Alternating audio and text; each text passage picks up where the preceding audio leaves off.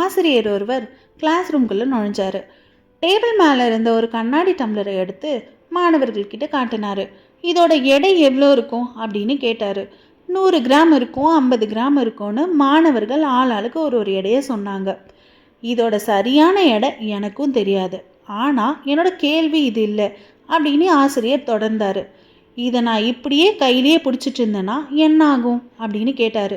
அதற்கு மாணவர்களோ ஒன்றுமே ஆகாது சார் அப்படின்னு சொன்னாங்க.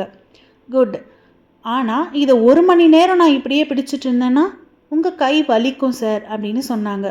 1 நாள் முழுக்க இதை நான் இப்படியே பிடிச்சிட்டு இருந்தேன்னா உங்கள் கை மறுத்து போயிடும் சார் அப்படின்னு சொன்னாங்க. 1 மணி நேரத்தில் என் கை வலிக்கிறதுனாலையும் 1 நாளில் என் கை மறுத்து போகிற அளவுக்கு ஆகிறதுனாலையும் இந்த கிளாஸோட எடை கூடிக்கிட்டே போகுமா என்ன அப்படின்னு கேட்டார். அதற்கு மாணவர்கள் இல்லை சார் அப்படின்னு சொன்னாங்க. சரி, இப்போது எனக்கு கை வலிக்கக்கூடாது, என் கை மறுத்து போகிற அளவுக்கு ஆகக்கூடாது, அதுக்கு நான் என்ன பண்ணணும் அப்படின்னு கேட்டார்.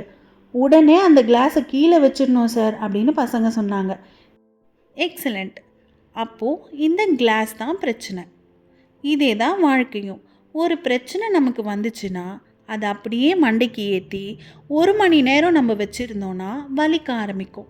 1 நாள் முழுக்க அப்படியே வச்சுருந்தா மூளை செயலிழந்து மறுத்து போயிடும்.